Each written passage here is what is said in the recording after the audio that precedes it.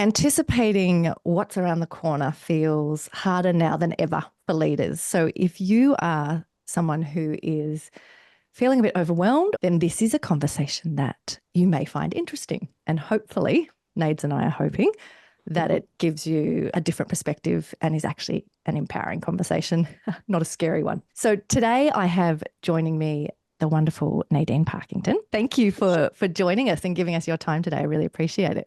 Oh, thanks for having me. I'm really looking forward to a good, juicy conversation. Indeed, indeed. So for those who aren't familiar with Nadine, she is an executive advisor, strategist, educator, and change maker.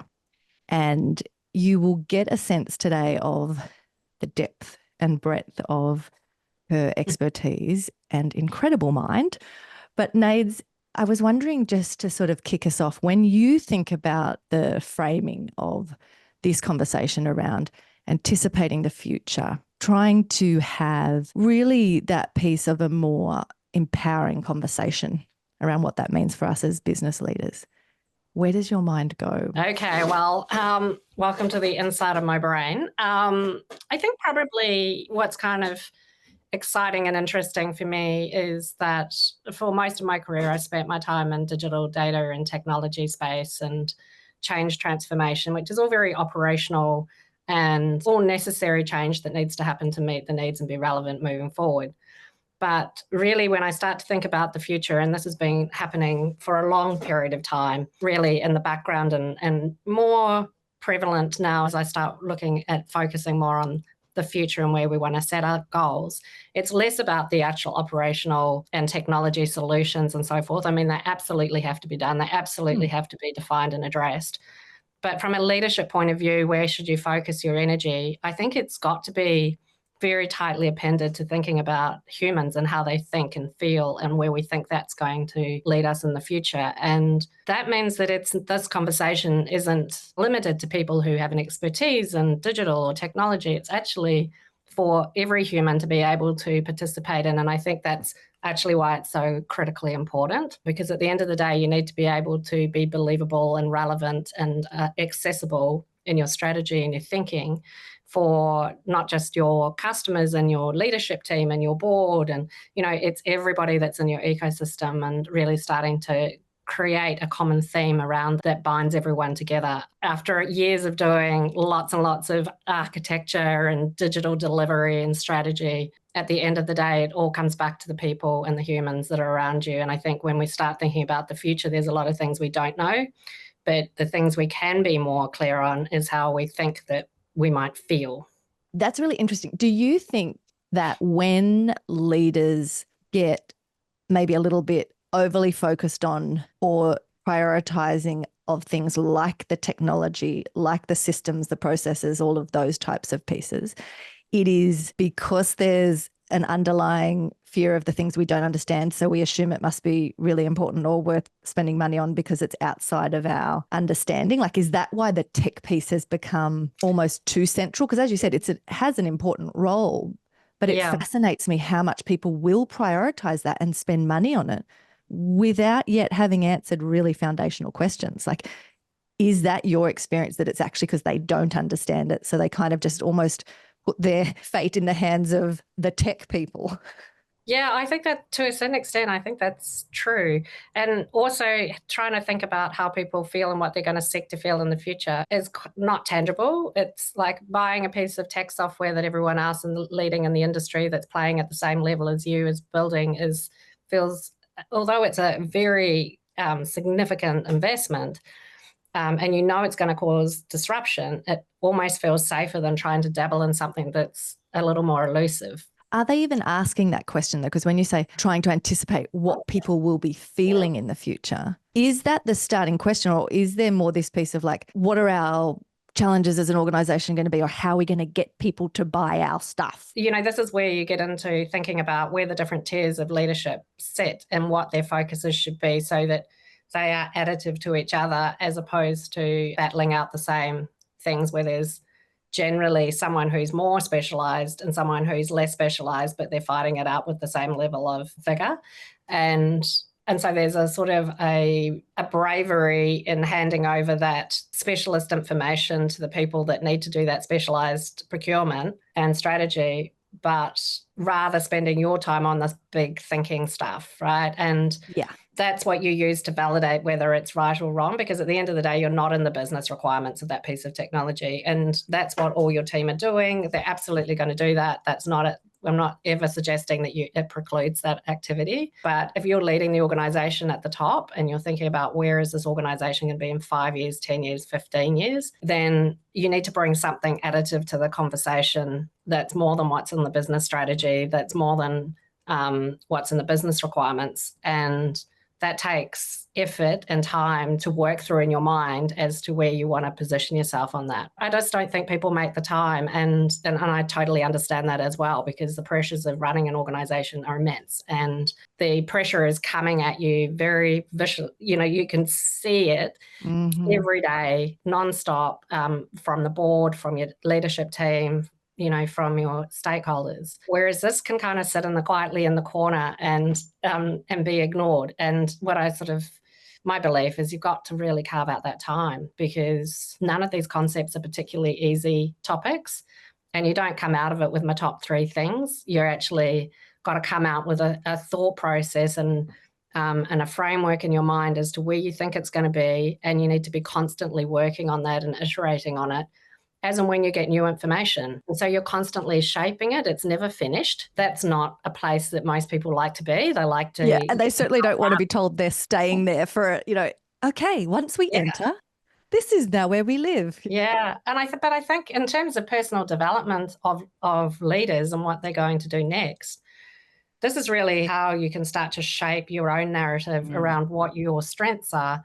And so it has to be what you choose to spend time unpacking has to be very close to your own value set and what you believe is going to be important in the future. So those are qualities that you can carry forward. That's not time invested even just for this role. It's actually for your own development. And then you start to be able to shape a position in your thought leadership narrative around how you sit with that. So I think it's just really sitting down and seeing what the true value of that time spent is, because it's not going to be spelt out or measured in a way in which you are going to see it on a regular basis. There's 2 elements of what you just said that I'd love to dig into a little bit more. One is when you talked about these levels of leadership, it's the piece of who's responsible for thinking about acting on certain types of work or, those levels of the organization. So one is, can we dig into that a little bit more? And then the other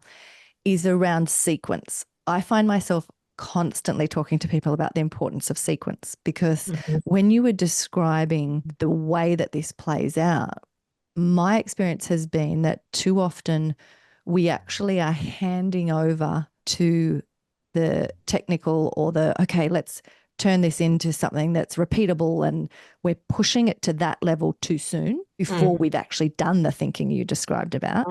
And often then I see this frustration where people are like, oh, we've already spent money, done projects, bought consultants in, but then when they go back and do that initial thinking, it changes what they're having to actually push down and implement at the next level.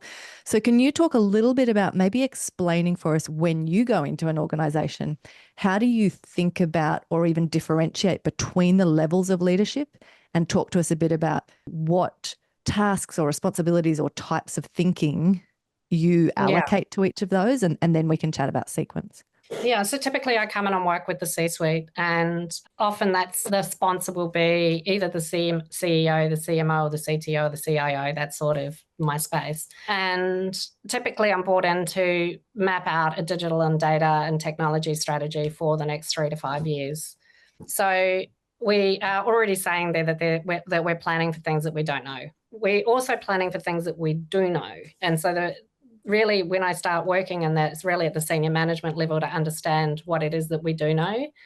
What I'm looking for from the execs is where the strategy for the organisation, where are you headed? What are you thinking? Because I always recommend that the organisational strategy is done prior to the digital and technology strategy. And we're really looking at how can we create a strategy that ladders up and supports and makes this delivery of their organisational strategy possible. So that's sort of where I'm looking at things from. What tends to happen is it gets a bit muddy, right? Like we start getting into quite significant capital investment often. And there's a belief then that if it's more expensive, then everybody needs to have an opinion on it. And unfortunately, most people don't really have a credentialed opinion on some of these things. And so what I start to get down to is, what are the things that you need to believe to be true in order for the solution to be the right solution, or the strategy to be the right strategy? And so then we start changing the dialogue at the C-level into things which they can most definitely be opinionated on and should be thinking about. And so a C-level piece that will all be within their specialisation, like I need to believe to be true that we are going to be able to maintain the integrity of X, Y, and Z, for example. That's the kind of input I'm looking for from them. And then we look to the specialists as to what the different solutions are and why they will or will not meet them. But I think really when we look at a CEO, I think that's the one position that is impartial across all silos. And so then it's got to orientate around the human, the team, the customers, the suppliers, the stakeholders, the board. How do we want our community to feel, and what is the kind of need that we're trying to meet that we can see coming down the line? So, for example, at the moment, I've been working with a major retailer and we've been talking about the plausible future of trust. So the kinds of topics that I look at are things like trust, belonging, safety, identity, and they're all human feelings, if you like. And having a position on one of those where you can see yourself and your brand being able to hold ground and progress things in a way that maybe your competitors aren't is actually a massive competitive advantage. And being able to articulate that as part of the requirements, and not just for your tech, but for everything. That's your culture program, it's it's everything in the organisation that gets executed is got to embody this kind of thought process. So that's kind of how I see it working. Unfortunately, people like to get around the things that are really super tangible and expensive, and they love to have an opinion. But typically what I find is they kind of disappear when it comes to doing the work. I'm a big believer in the people that have to do the work have to have a lot of say, because they actually know what the operational reality is, and they're managing and hiring the teams to execute. That's probably a divvy, and that's really a large organisation, and I predominantly work with large organisations. So that obviously looks quite different in a smaller organisation. So when you talk about that phrase of the plausible future of trust, how much of that is something that you need someone with authority like yourself to come in and kind of go, this is what trust looks like, this is how belonging and identity play out with different stakeholders? How much of it is a already existing thing, and how much of it is about your team being able to sit down and say, from what we know of our customers, they don't trust when we do this? Like, how much is customized personal and how much is an actual external thing we have to learn and understand that is new? When we talk about something like trust, it's very big. I think we can easily distill it down into, is it a trusted brand? Yes or no. Are you a trusted employer? Yes or no. But when we go on this exploration, we really open it right out. So it's very divergent thinking, and it brings together your personal views as a person, right? Like, what's your impression of it? What's informed your relationship with trust?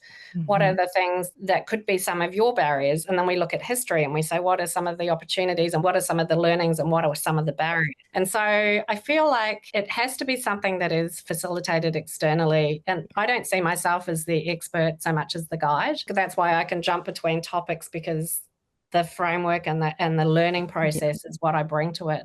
And then through my network, I can bring in people who are experts in specific pieces.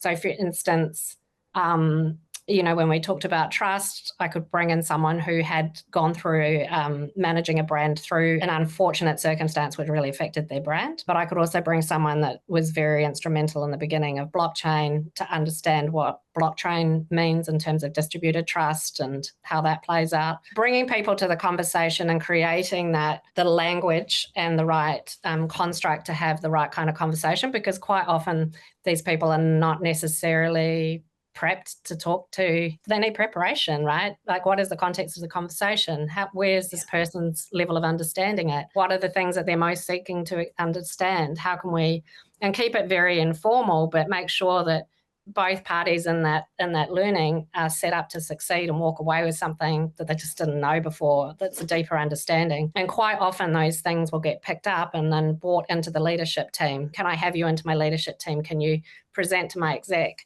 I'd like them to understand what I now understand so that we can have a deeper conversation around it and how it actually plays out in our business. But doing it one-on-one is quite helpful because it allows that individual to let that play out for themselves as well. And I think that's a big thing, is that the personal development as much as it is organisational leadership. Yeah. Well, I like in that as well, there's an element of, rather than just having a consultant or some external person coming in, kind of telling you, going, right, here it is, this is what has to be in place. It requires patience and the opening up of space and curiosity and being willing to learn new things. But if you can do that, what you've just described, being able to yourself understand it and then go, okay, I think I get it. I still don't understand it enough to fully be confident I could convey this to my board or other executives. So I still need someone to help me with that transfer and translation. But beginning this type of exploration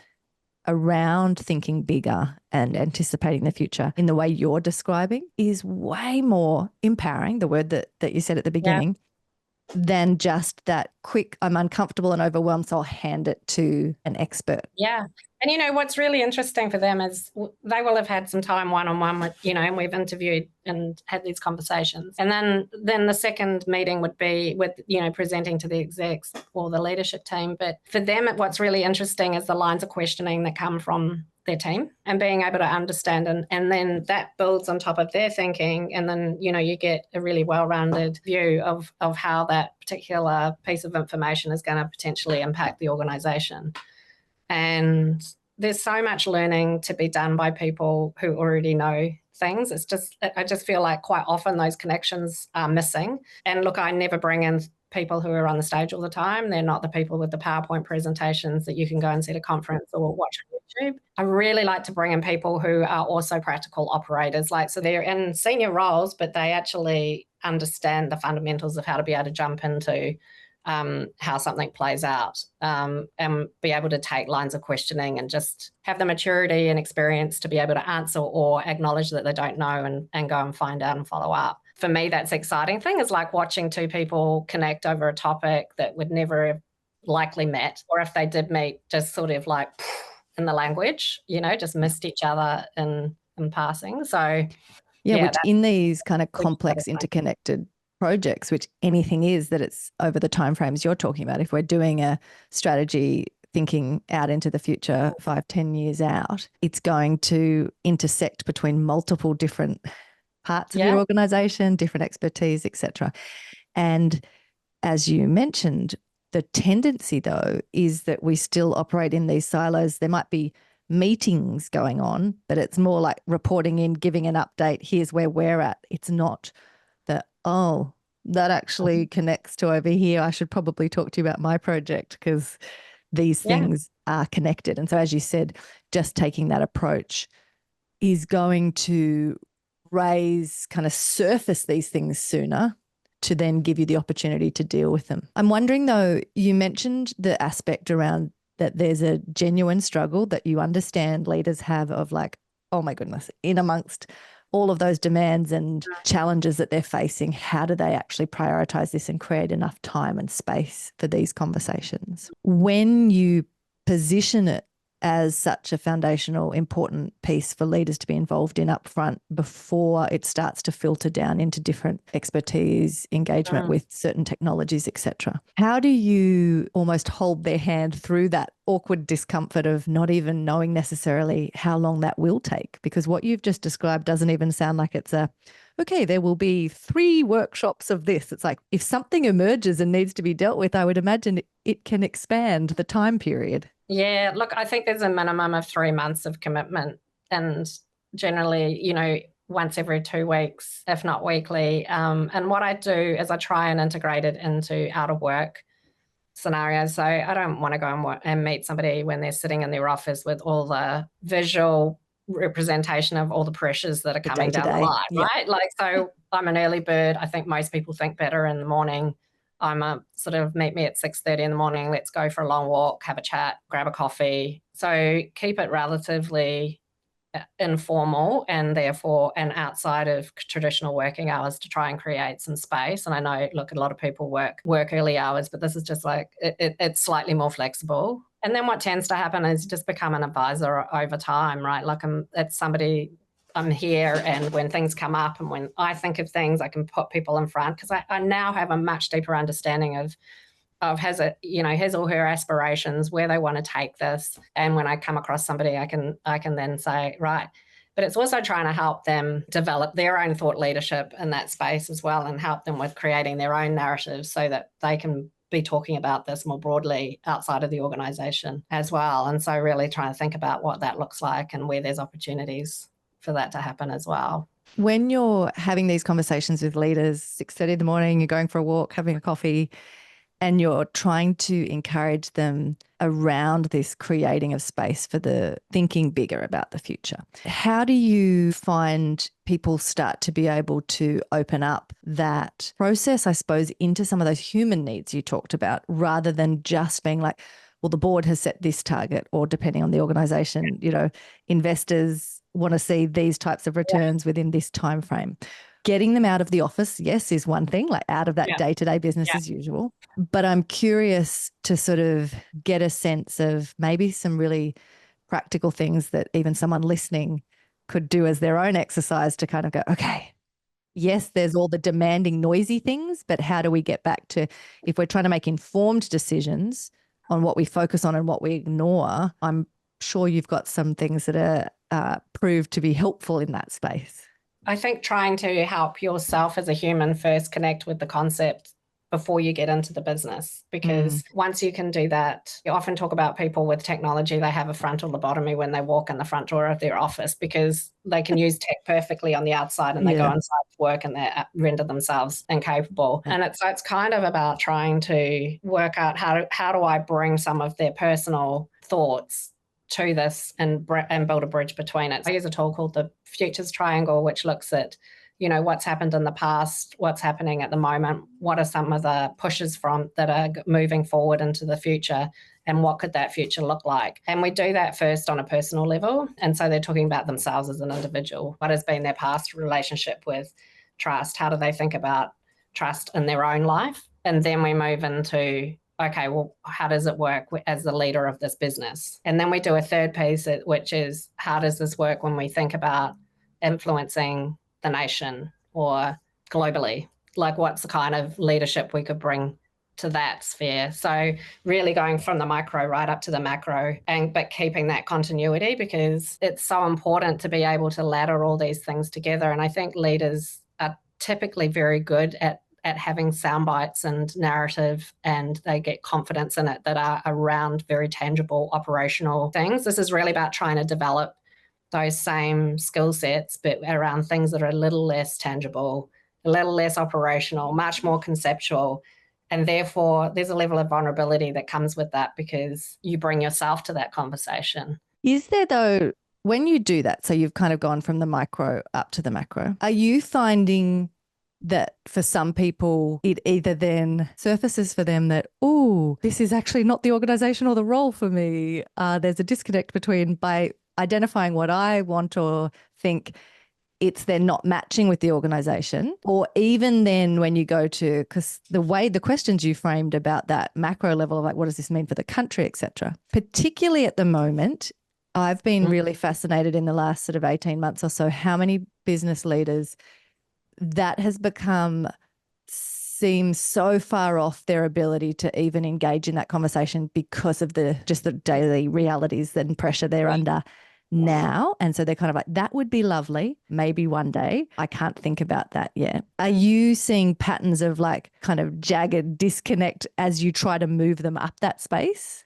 I think there's a couple of things at play here. One is that I think it's very difficult at the moment in this environment to think about being a thought leader and having more influence and leadership outside of the organisation at that macro level if you're a certain kind of person, right? A certain kind of leader. So I think the high polarization and sensationalism of headlines and viewpoints and so forth at the moment, from people that tend to be attracted to coming and working with me, that's quite alarming and scary and doesn't feel like a good fit for them. The people who are having success are doing it using certain mechanics, don't sit comfortably, right, with the kind of people that tend to be attracted to working with me. So they've got to try and think about, if this is important to me and this is what I want to do, and if I think I've got real, genuine value to add to that conversation, how do I create a role for myself that I feel sets me up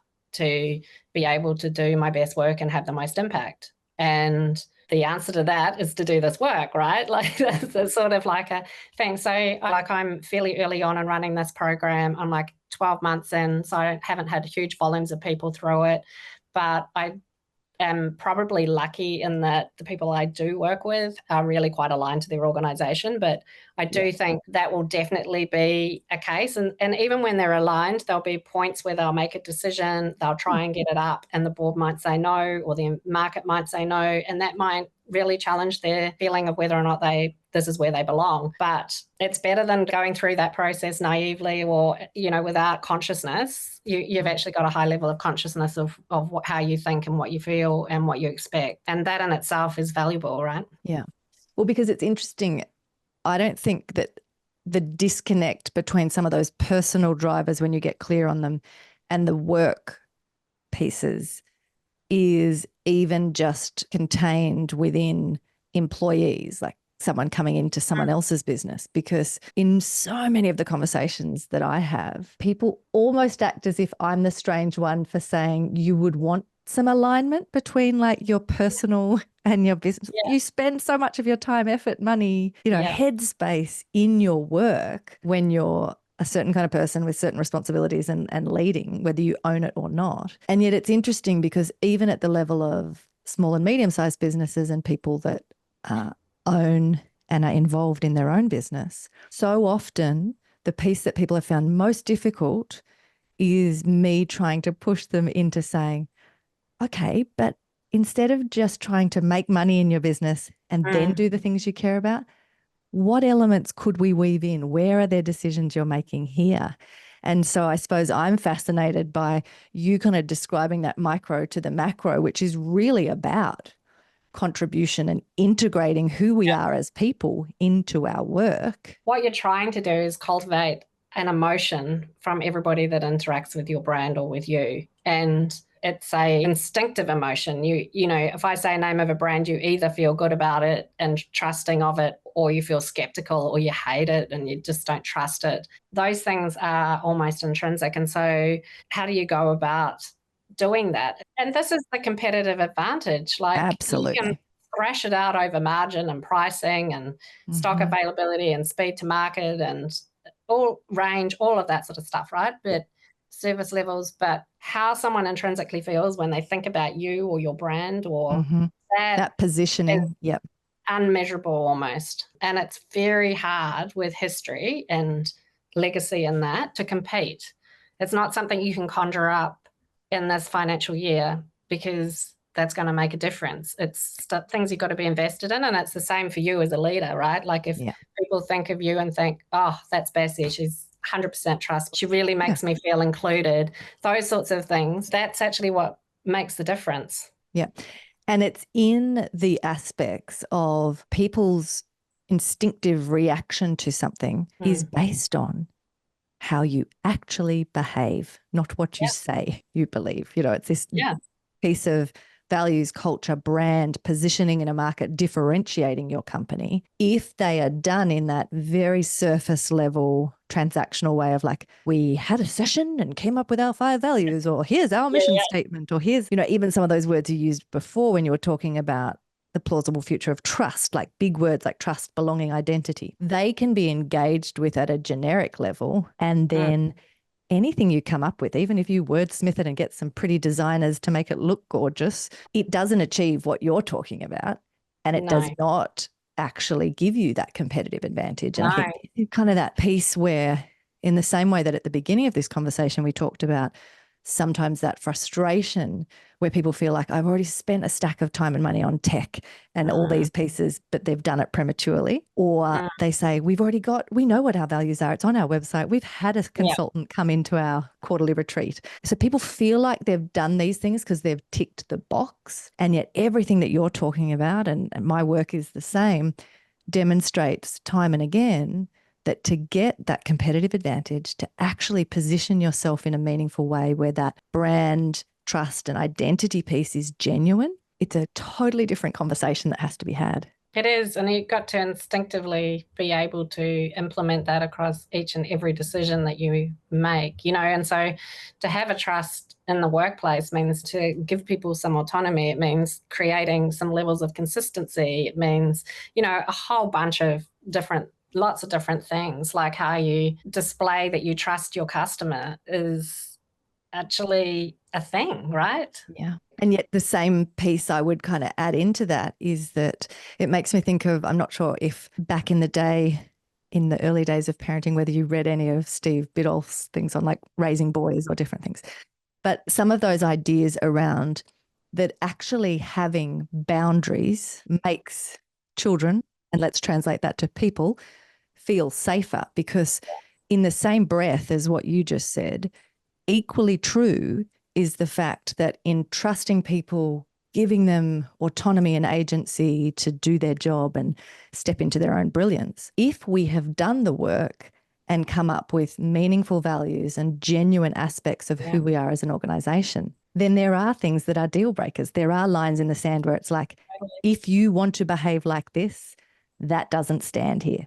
And even if you're making us lots of money, or if you're a senior person on the team, that's not up for grabs, right? And so I think sometimes it's this element, and it's part of why this work has to be held and facilitated or guided, as you said, well, and by someone who isn't in it and invested in the kind of too close to it all, to help you see some of those bits and then push back. So I was in a session last week, and we were in a workshop, and it was that piece of having someone like you or me who's able to ask you a question, and then when you give the answer that's on your website, push you a little bit and say, that's interesting because we were just talking about this example and you didn't actually behave like that. So I'm going to dig in on that a little bit. It's the cheekiness of someone outside asking the questions that actually those stakeholders are asking. If a customer saw that, they may not tell you it made them not trust you, but they're thinking That's the thing. I mean, look, it's a pretty lonely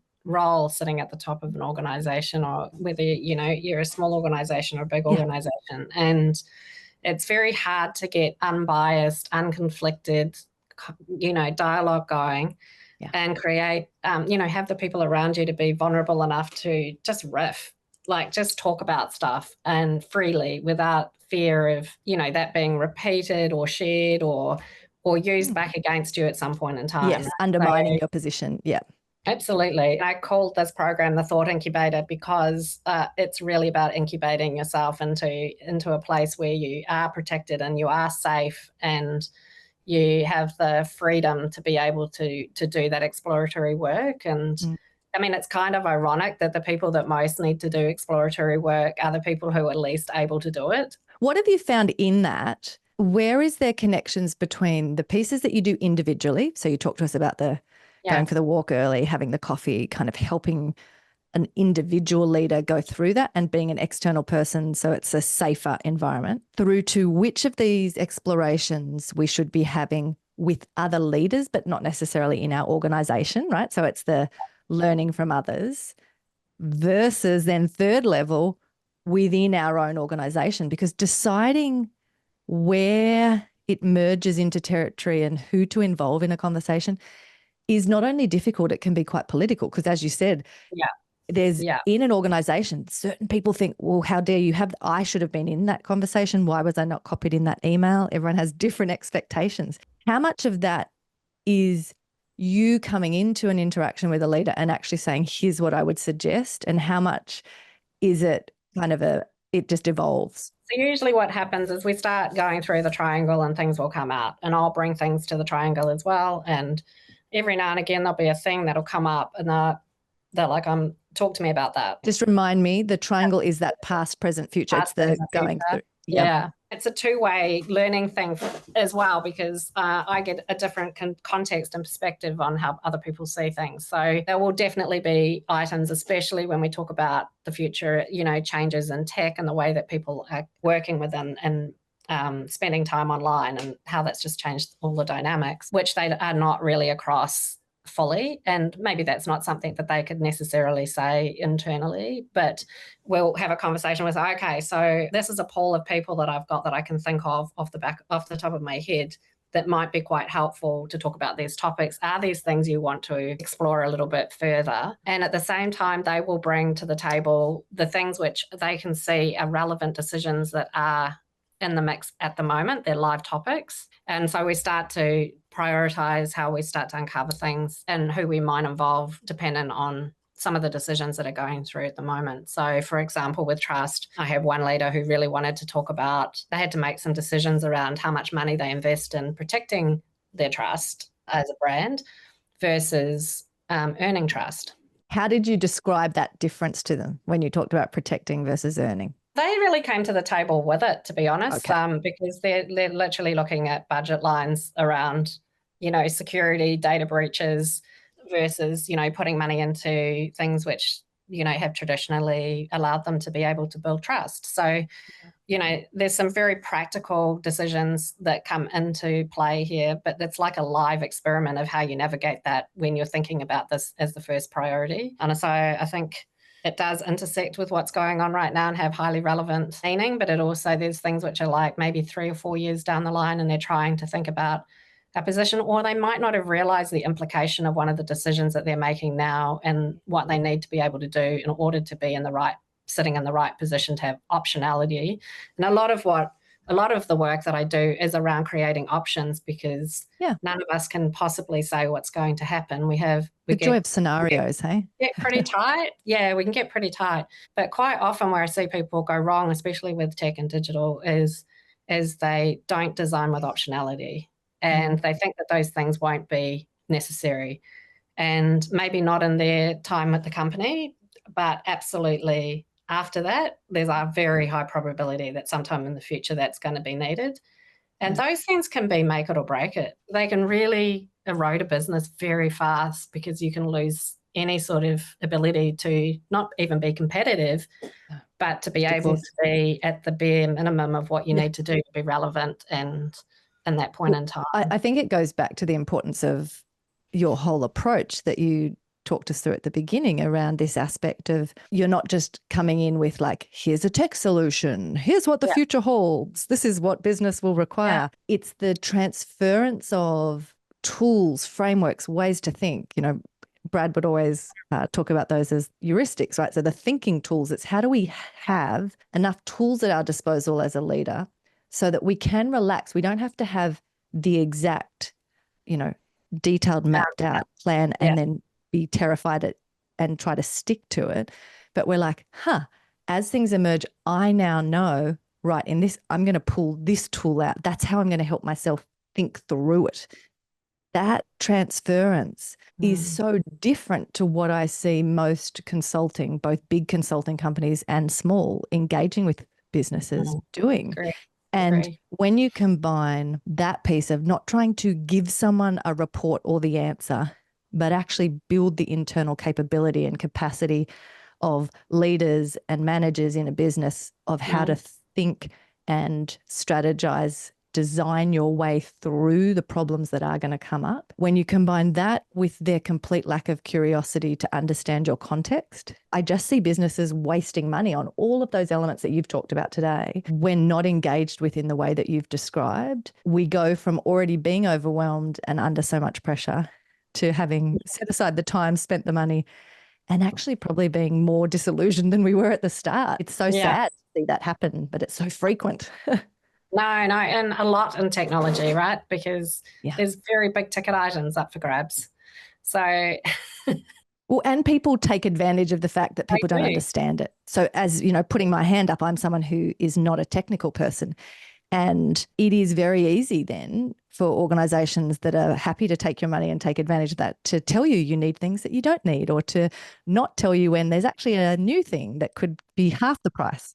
Maybe in their own minds that particular thing is a major fear, but what we need is the leaders to be able to contextualise that fear in their spectrum of things that they've got to worry about. And often it's not quite as bad as that they thought it was, right? Or it's being overplayed because that's a feature of that particular tech platform and that's what they're known for. So I think when I'd said earlier about what are the things you need to believe to be true for this to be the right solution, I would love every CEO to say what I need to believe to be true. Can you give me an example of like what someone says where you go, oh, beautiful, that's helpful? Like what would a statement be of what I need to be, or what I believe to be true is? So like I've got a client at the moment who is building a community that requires some level of vulnerability because they participate and share opinions and things. So I would expect that CEO to say, my requirement of this technology and ecosystem is that whatever we do, people feel like we're protecting them, that they feel safe, and that their information is being respected. And that's the sort of input that I would. So it helps give the scope for the next level down person to then go, okay, I now know we're engaging with these three stakeholders. I need to figure out for them, what does safe mean? For them, what like, so it kind of gives the scope of the project as it filters, is that? So you think about a retail brand and you say, the ultimate goal for us is that our customers feel that we're a trusted brand. And part of that is that they know that we trust them. And so when we think about our returns policy, what is that going to look like? When we think about our security on the shelf, what does that look like? What messages are we sending out, you know, if things are behind the counter and locked up? We're basically saying, trust us, but we don't trust you. And then there comes practical. You've got your practical people in your team who are going to be quantifying that risk and what the size of the leakage is. But that's the sort of point, is to start thinking, what kind of environment do we want to cultivate trust in? What do we want to cultivate belonging in? You think about building a community. What do we need people to believe to be true, to feel like they belong?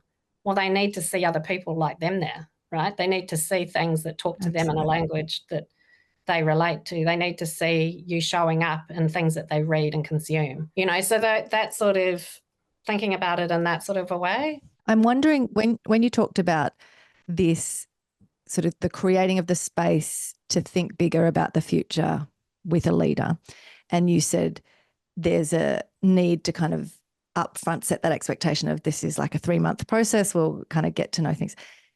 How do you help leaders and then others in their organization stay in that space long enough to get those core pieces in place? Because I'm imagining, if it's anything like when I work with people, when there are those big aha moments, or like something clicks into place that they didn't see before, or they see a really big risk, the tendency is so often to then want to rush into the operationalizing of that idea you just had. Do you have a kind of clear laid out sense of, until we have clarity on these things, we don't implement and move into operation or bringing in experts or solutions? Or how does that work for you in, like, what do you think works well? I think there's two things. One, by making it personal, I would hope that everyone I work with walks away and they're thinking about it in their everyday life and decisions. So it just becomes part of who they are and how they think. And it probably always was, but it's a new conscious layer, right?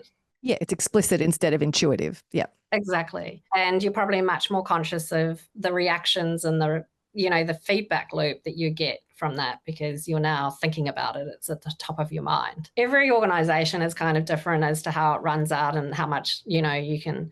All I can do is work with the mind of the leader to try and help them think. And by virtue of the fact that they've invested the 3 months and they've chosen that topic, there's already a predisposition and a desire to do that. What I'm trying to do is just give them the tools, and usually it's a broader way of thinking about it than they initially thought, right? Like, hope for the best. That's how it plays out. But I think, most people, when you dedicate some time to something that means something to you and you get deeper on it, it only takes you further down that path. And they've got to find their own ways. And, when you talk about trust and things like that, they've got to trust themselves to be able to do that. I need to trust them to do that. Like we've got to all embody the philosophy. In many ways, I think what you're describing there too comes back to this aspect of, for any organisation, part of positioning and building a brand and trust and all of those elements in a way that actually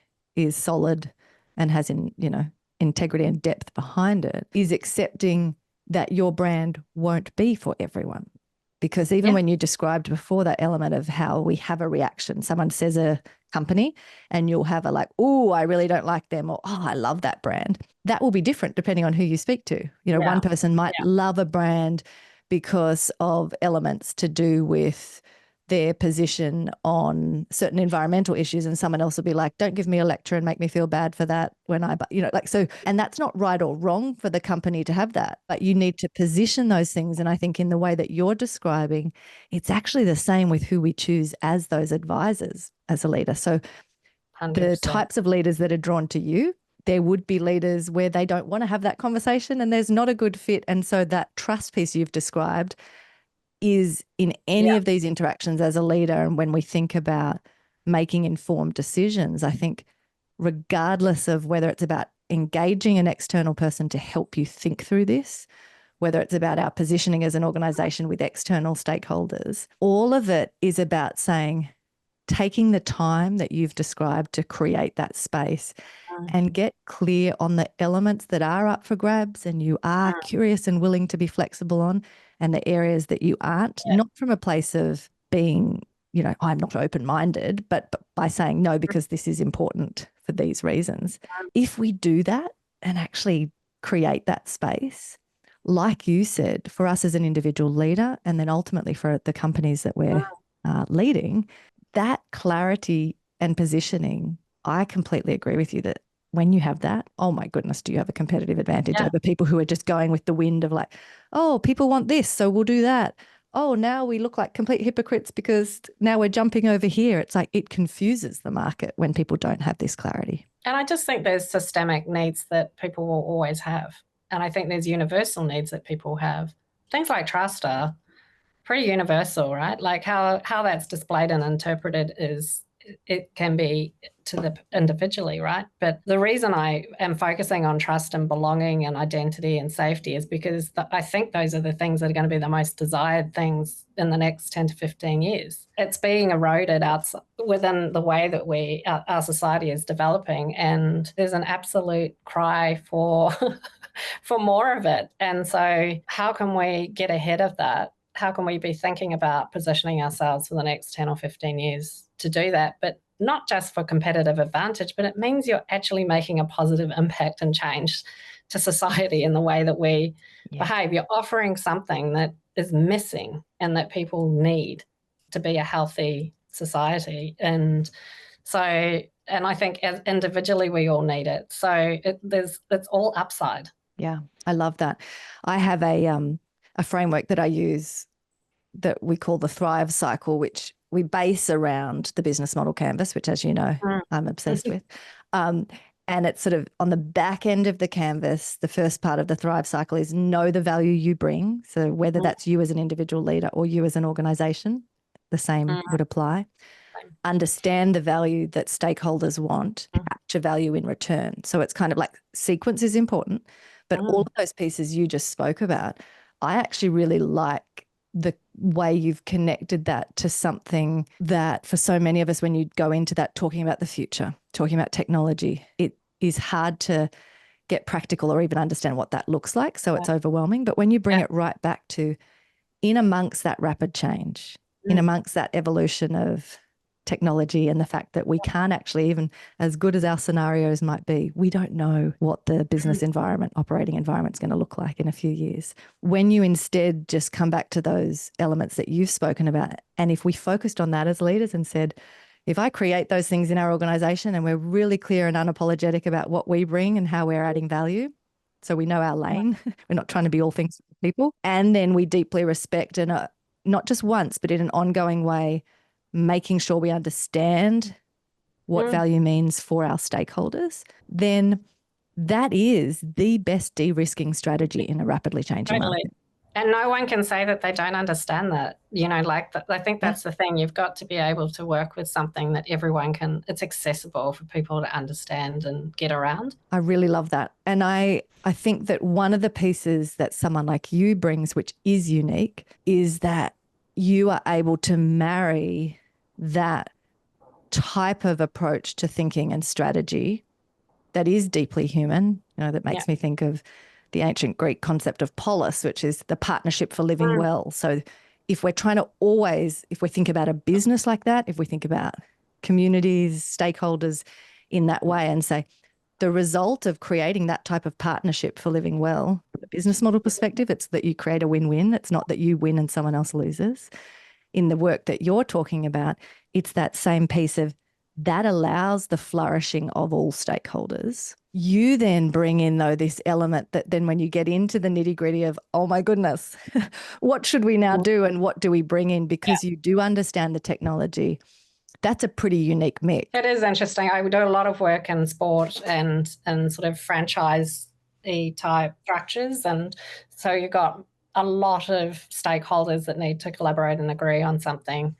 And generally tech isn't their thing. But when you can get out of the nuts and bolts of the tech and try and understand what is it that you want to create, what is your impact that you want to create on the community and for the country, it just elevates everybody out of the nuts and bolts where they shouldn't be and leaves the people who should be there.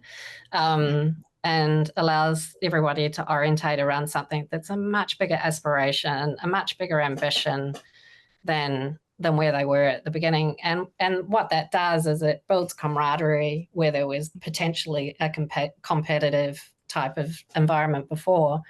And you're playing as a team, and you're playing up for a bigger aspiration. Energizing work. It's really compelling to think about, how does my work help the country have more productivity? How does it help the community have less mental health issues? How does it help, those sorts of things start to become data points that are much more compelling to think about, and you can only do it when you do it together. You need to have the bringing together of all of the different stakeholders, and you need to bring together, health or productivity and be able to see those things together. So you have to work together, but it's for something so much bigger than where you started, and not at the expense of it, because everything lifts. And so, a lot of my work is spent really facilitating. I love what that highlights too, is just how important asking the right questions. Because in doing that, each of those questions you just rattled off so beautifully focus the mind on things we already have control over. And I think as we kind of wrap up the conversation, that's a really important aspect of this when we're thinking about anticipating the future, when we're trying to, as leaders, create that space and think bigger about the future, connecting it to those elements of, this doesn't mean that you and I are suggesting everyone just goes off and has these, what would it look like in 50 years when, we're not sort of talking about that. We're walking through these sequenced approaches, learning tools, frameworks to actually help us think better and make those informed decisions is really important. Are there any kind of closing words, even if it's things you've already shared with us, that you want to tie our minds back to when we think about these elements of, you've talked to us a lot about some of those traps you've seen, the critical elements of where you want leaders to be focusing? Maybe just bring us home, Nades. Well, I think probably, you talked about the main things that are changing. You see so many of these talks around the top 50 things you need to know about, what's going to happen between now and 2050. And actually, yes, those things will probably happen to some degree or another, but actually focusing on what the impact of those things are on people and where the deficit lies and where the value is that you can provide and bring to that equation. It's almost looking at the negative space is actually where it's super interesting. And again, you need to be able to see it and clock it to be able to decide to dedicate some time into understanding it and really working out how you can do it. But all I'd say is it's really worthwhile, and it's grounded in reality and human human feelings, and I just don't think you can go wrong there. If people are interested in learning more about your work or connecting with you, what is your preference for where people should connect? I think probably LinkedIn is the best way to connect with me. We'll share your LinkedIn profile, and I really do encourage people to connect with Nades and, you know, think through some of these bits around what this means in your business. I'm hoping that some of this exploration and these ideas that we've shared spark different ways of operating for you and help the future and these elements of adapting and running a business so that it can flourish, that you can survive and thrive in these times feels more possible after listening to this. So thank you, Nades, and be very interesting. We should talk again in another 18 months or so and see what shifts you've seen. Yeah, that'd be great. I really enjoyed the chat. Thanks, Bessi. Thank you.